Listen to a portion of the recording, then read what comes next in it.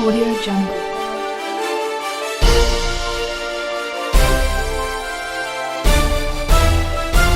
Audio Jungle.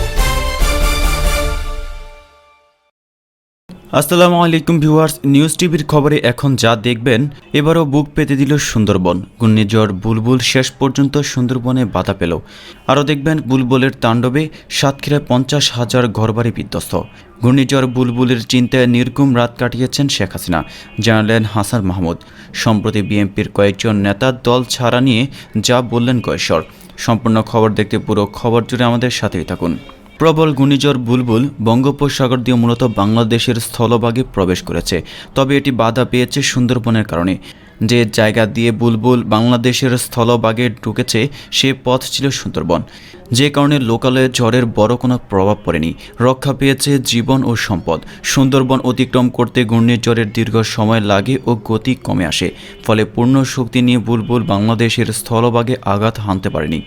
এর আগে 2007 সালের 15 নভেম্বর ঘূর্ণিঝড় সিডর এবং 2009 সালের 25 মে ঘূর্ণিঝড় আইলা এইভাবে সুন্দরবনে বাধা পেয়ে দুর্বল হয়ে পড়েছিল। রোববার রাজধানীর আগারগাঁওয়ে অবস্থিত আবহাওয়া অধিদপ্তরের এক সংবাদ সম্মেলনে আবহাওয়াবিদ আব্দুল মান্নান বলেন, বুলবুল ভারতের পশ্চিমবঙ্গে প্রবেশ করে নাই, কিন্তু ঘূর্ণিঝড়ের এক পাশে পশ্চিমবঙ্গ ছিল আর 3 দিক জুড়েই ছিল সুন্দরবন। তিনি বলেন, বুলবুল যে গতিতে আসার কথা ছিল সেই গতিতে আসেনি। যখন ঘূর্ণিঝড় নদী বা সমুদ্র পথের উপর দিয়ে চলে তখন সেটি বাধাপ্রাপ্ত হয় না, কিন্তু স্থলভাগে গাছ স্থাপনা দাঁড়ানো থাকে। এগুলোর সঙ্গে সবসময় সংঘর্ষে লিপ্ত হয় ঘূর্ণিঝড়, বাধাপ্রাপ্ত হয়। এই কারণেই ওর মধ্যে রিটার্নিং ফোর্সের কারণে গতি আস্তে আস্তে কমে যায়। তিনি বলেন, ঘূর্ণিঝড়ের 3 দিকেই সুন্দরবন জুড়েছিল। যেহেতু ঘূর্ণিঝড় উত্তর দিকে অগ্রসর হচ্ছিল, সুন্দরবনের কারণে তার অবস্থানের পরিবর্তন কমে আসে। ঘূর্ণিঝড়ের নিজস্ব শক্তিও কমে আসে। এ কারণে উপকূল অতিক্রম করতে গিয়ে ঘূর্ণিঝড়ের দীর্ঘক্ষণ সময় লেগেছে। এদিকে সুন্দরবনকে আরও শক্তিশালী করা প্রয়োজন বলে মন্তব্য করেছেন দুর্যোগ ব্যবস্থাপনা ও ত্রাণ প্রতিমন্ত্রী মোহাম্মদ এনামুর রহমান। তিনি বলেন, সুন্দরবন বারবার প্রাকৃতিক দুর্যোগ থেকে আমাদের রক্ষা করছে। সুন্দরবনের প্রতি কেউ যেন অযত্ন অবহেলা করতে না পারে, সেজন্য সংশ্লিষ্ট মহলকে উদ্যোগ নিতে বলবো। সচিবালয়ে ঘূর্ণিঝড় বুলবুল নিয়ে এক সংবাদ সম্মেলনে তিনি এসব কথা বলেন। এই ঘূর্ণিঝড়, এই তুফান, এগুলো যখনই আসে তখন এক শ্রেণীর লোকেরা তারা বলতে থাকে যে ঘূর্ণিঝড় আসছে, এই ঘূর্ণিঝড় মোকাবেলা করার জন্য আমাদের RAB, police, BDR, DGFI, NSI, army, intelligence সব প্রস্তুত আছে। প্রিয় ভাইয়ের, এটা একটা হাস্যকর কথা এবং আমি তো মনে করি যে এটা একটা শিরকপূর্ণ কথা। মোকাবেলা হয় যুদ্ধের ময়দানে দুই পক্ষের সঙ্গে, এক পক্ষ আরেক পক্ষের সঙ্গে মোকাবেলা করে। এখন 30 ফিট উপর দিয়ে পানি আসবে বা 10 ফিট, 15 ফিট, 20 ফিট উপর দিয়ে পানি আসবে, আমাদের আর্মির ভাইরা, পুলিশের ভাইরা, ডিজিএফআই, এনএসআই, গোয়েন্দা সংস্থার লোকেরা, এরপরে চৌকিদার, দফাদার, এই সমস্ত ভাইরা তারা কিভাবে 30 ফিট পানির মোকাবেলা করবে, ঘূর্ণিঝড়ের মোকাবেলা করবে? এগুলা কখনো সম্ভব না। তো সুতরাং আমি আমার যারা এই মুহূর্তে দেখছেন সকলকে বলবো, এই সমস্ত শিরকপূর্ণ কথা, এই সমস্ত কথা যেন আমরা কখনো না বলি। আল্লাহ সুবহানাহু ওয়া তাআলা রাগান্বিত হয়ে যাবেন।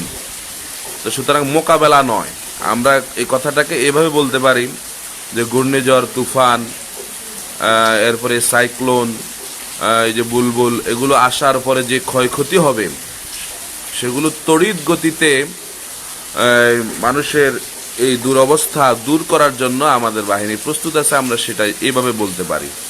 তো সুতরাং মোকাবেলা শব্দটা আমরা যেখানে সেখানে ব্যবহার করতে পারি না। অনেক সময় আবার আমরা দেখি আমাদের এক শ্রেণীর ভাইরা বলেন যে অমুক দলের অমুক লোক হাসপাতালে মৃত্যুর সঙ্গে পাঞ্জা লড়ছে।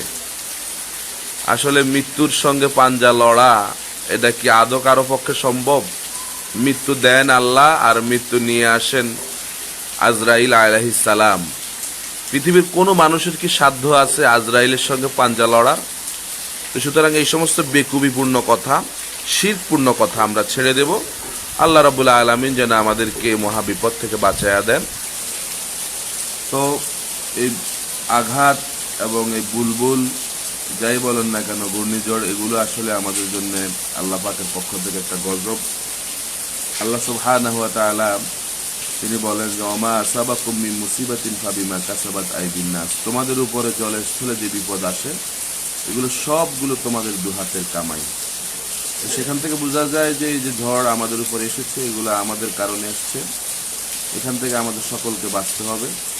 এই জন্যে আল্লাহ সুবহানাহু ওয়া তাআলা কোরআনুল কারীমের অন্য এক জায়গায় বলেন ওয়াত্তাকু ফিতনাতাল লা তুসিবান্নাল্লাযীনা যালামু মিনকুম খাসসা, তোমরা বেঁচে থাকো সেই সমস্ত বিপদ থেকে যে বিপদ শুধু বিপদের কারণ যারা তাদের উপরেই নয়, বরং যারা সহ্য করে বসে থাকবে তাদের উপরও বিপদ আসবে। ঘূর্ণিঝড় বুলবুলের তাণ্ডবে লণ্ডভণ্ড হয়ে গেছে সাতক্ষীরার উপকূলীয় এলাকা, বিধ্বস্ত হয়েছে 50,000 ঘরবাড়ি, দিশেহারা হয়ে পড়েছে মানুষ। তবে রোববার দুপুর 12টা পর্যন্ত জেলার কোথাও উপকূলীয় এলাকা শ্যামনগর উপজেলার গাবুরা, বুড়িগোয়ালিনী ও পদ্মপুকুর ইউনিয়নে ব্যাপক ক্ষয়ক্ষতি হয়েছে। এছাড়া জেলার বিভিন্ন অঞ্চলে কম বেশি ঘরবাড়ি বিধ্বস্ত হয়েছে। শ্যামনগর উপজেলার গাবুরা ইউনিয়নে পরিষদের চেয়ারম্যান GM মাসুদুল আলম বলেন, এলাকায় একটি ঘরবাড়িও নেই। এখানকার বেশিরভাগ ঘরবাড়িই হচ্ছে মাটির তৈরি, 2-1টি টিনের। মাটির তৈরি ঘরবাড়ি ও টিনের ঘরবাড়ি সব বিধ্বস্ত হয়েছে। আমার ইউনিয়নের 5,000-এরও অধিক ঘরবাড়ি বিধ্বস্ত হয়েছে। রাস্তাঘাটে গাছপালা পড়ে যোগাযোগ ব্যবস্থা বিচ্ছিন্ন হয়ে গেছে। এলাকার মাছের গেরগুলো সব ভেসে গেছে। একই উপজেলার বুড়িগোয়ালিনী ইউনিয়ন পরিষদের চেয়ারম্যান বপ্তোষ মণ্ডল বলেন, ইউনিয়নের 2,000-এরও অধিক কাঁচা ঘরবাড়ি বিধ্বস্ত হয়েছে। মাটির তৈরি কোনো ঘরবাড়ি ভালো নেই। রাস্তাঘাট বন্ধ হয়ে যোগাযোগ ব্যবস্থা বন্ধ হয়ে গেছে। মাছের ঘর বাড়িগুলো ভেসে গেছে। অন্যদিকে আশাশুনি উপজেলার শ্রীওলি ইউনিয়ন পরিষদের চেয়ারম্যান আবু হেনা শাকিল জানান, হাজার হাজার ঘরবাড়ি বিধ্বস্ত হয়েছে। মানুষের থাকার জায়গাটুকু অবশিষ্ট নেই, তবে কোনো হতাহতের ঘটনা ঘটেনি। রোববার ভোররাত থেকে শুরু হওয়া প্রবল ঘূর্ণিঝড়ে সাতক্ষীরা সদর, তালা, আশাশুনি ও শ্যামনগর উপজেলার বিভিন্ন এলাকা ব্যাপকভাবে ক্ষতিগ্রস্ত হয়েছে। সাতক্ষীরা জেলা কন্ট্রোল রুমের তত্ত্বাবধায়ক জেলা DRR ও প্রশান্ত কুমার রায় জাগো নিউজকে জানান, জেলাব্যাপী 50,000 কাঁচা ঘরবাড়ি বিধ্বস্ত হয়েছে। এর মধ্যে আংশিক ক্ষতিগ্রস্ত হয়েছে 33,660টি ঘর। সম্পূর্ণরূপে বিধ্বস্ত হয়েছে 16,580টি ঘরবাড়ি। তথ্যমন্ত্রী এবং আওয়ামী লীগের প্রচার ও প্রকাশনা সম্পাদক ডক্টর হাসান মাহমুদ বলছেন, ঘূর্ণিঝড় বুলবুল মোকাবেলা পর্যবেক্ষণে প্রধানমন্ত্রী শেখ হাসিনা নির্ঘুম রাত কাটিয়েছেন। তিনি বলেন, প্রধানমন্ত্রী ঘূর্ণিঝড় বুলবুল মোকাবেলার প্রস্তুতি ও পরবর্তী করণীয় বিষয়ে রোববার নির্দেশনা দিয়েছেন, নির্ঘুম রাত কাটিয়েছেন। আর যে বিএনপি আমাদের সরকারের প্রস্তুতিকে অপর্যাপ্ত বলছে, তাদের নেত্রীর প্রতি সম্মান রেখেই বলছি, তাদের সময় 1991 সালের ঘূর্ণিঝড়ের পর যখন মানুষের লাশ পানিতে ভাসছে, সমস্ত চট্টগ্রামে লাশের গন্ধ, তখন নওয়াজ শরীফ আশায় বেগম খালেদা জিয়া দিনের 60টি শাড়ি বদল করেছেন। হাসান মাহমুদ রোববার রাজধানীর বঙ্গবন্ধু এভিনিউস্থ ঢাকা মহানগর দক্ষিণ আওয়ামী লীগ কার্যালয়ে 10 নভেম্বর শহীদ নূর হোসেন দিবস উপলক্ষে আয়োজিত আলোচনা সভায় প্রধান অতিথির বক্তব্যে কথা বলেন। শহীদ নূর হোসেন সংসদ ওই আলোচনা সভার আয়োজন করে। আওয়ামী লীগের প্রচার সম্পাদক বলেন, পিএমপি বলছেন ঘূর্ণিঝড় মোকাবিলায় সরকারের প্রস্তুতি নাকি যথেষ্ট নয়, অথচ ব্যাপক ও পর্যাপ্ত প্রস্তুতির ফলে আমাদের প্রাণ ও সম্পদ উভয়ই ক্ষয়ক্ষতির হাত থেকে রক্ষা পেয়েছে। আমি তাদের বলবো নিজের চেহারাটা আয়না দেখতে, কারণ তাদের সময় 1991 সালের ঘূর্ণিঝড়ে লক্ষ লক্ষ প্রাণহানি ও ব্যাপক সম্পদের ক্ষয়ক্ষতি রয়েছে। তিনি বলেন, সে সময় বিমান বাহিনীর 35টিরও বেশি যুদ্ধবিমান ক্ষতিগ্রস্ত হয়েছিল শুধু ব্যবস্থাপনার ত্রুটিতে। বিএনপির স্থায়ী কমিটির সদস্য গয়েশ্বর চন্দ্র রায় বলেছেন, 2-1 নেতা কর্মী দল ছাড়লে বিচলিত হওয়ার কোনো কিছুই নেই। সাম্প্রতিক সময়ে বিএনপির ভাইস চেয়ারম্যান মোরশেদ খানের দল থেকে পদত্যাগের বিষয়ে ইঙ্গিত করে তিনি বলেন, বিএনপি একটি জাতীয়তাবাদী রাজনৈতিক দলের প্ল্যাটফর্ম, একটি বটগাছ। ক্লান্ত শরীর নিয়ে মানুষ এখানে আসবে, বিশ্রাম নেবে এবং পিপাসা মেটানোর পরে আবার চলে যাবে, এটাই স্বাভাবিক। এদেরকে বেশি গুরুত্ব দেওয়ার দরকার নেই, আমাদের বিচলিত হওয়ারও কিছু নেই। রোববার জাতীয় প্রেস ক্লাবে মাওলানা মোহাম্মদ আকরাম খান হলে জাতীয়তাবাদী কৃষক দল আয়োজিত জাতীয় বিপ্লব ও সংহতি দিবসের আলোচনা সভায় তিনি এসব কথা বলেন। বিএনপির ভাইস চেয়ারম্যান শামসুজ্জামান দুদুর সভাপতিত্বে সভায় বিএনপির যুগ্ম মহাসচিব খায়রুল কবির খোকন, শিশু বিষয়ক সম্পাদক আবুল কালাম আজাদ সিদ্দিকী সহ সাংগঠনিক সম্পাদক অ্যাডভোকেট আব্দুস সালাম আজাদ প্রমুখ বক্তব্য দেন। গয়েশ্বর বলেন, আমরা বিভিন্ন সময় দেখেছি দলের সুসময়ে বিভিন্ন মানুষ এমপি মন্ত্রী হয়, যদিও তারা আন্দোলনের সংগ্রাম করে বর্ণাঢ্য জীবন লাভ করেন নাই। আমাদের নেতাকর্মীদের ত্যাগ তিতিক্ষার মাধ্যমে বেগম খালেদা জিয়া যখন সরকার গঠন হয়েছেন, তখন অনেক নামি দামি নাদুস নুদুস নেতারা আমাদের দলে এসেছেন। তাদের মনে হয় দেশের এমন পরিস্থিতিতে ধৈর্যের বাঁধ ভেঙে যাচ্ছে আর সহ হচ্ছে না। সেই কারণে তারা প্রস্থান করতে চায়। এগুলো নিয়ে বিচলিত হওয়ার কিছু নেই। কমলাপুর গিয়ে দেখবেন কতগুলো ট্রেন ছেড়ে যাচ্ছে, আবার অপর পাশ থেকে কতগুলো ট্রেন আসছে। তারপর আপনারা দেখবেন প্ল্যাটফর্মে লোকের অভাব নেই। বিএনপির এই নীতি নির্ধারক বলেন, দেশে গণতন্ত্র নাই, মানুষের স্বাধীনতা নাই, মানুষের বেঁচে থাকার অধিকার নাই, যার কারণে দেশে অনেক দুর্ঘটনা ঘটে যাচ্ছে। তারপরেও কিন্তু খেলা থেমে নেই।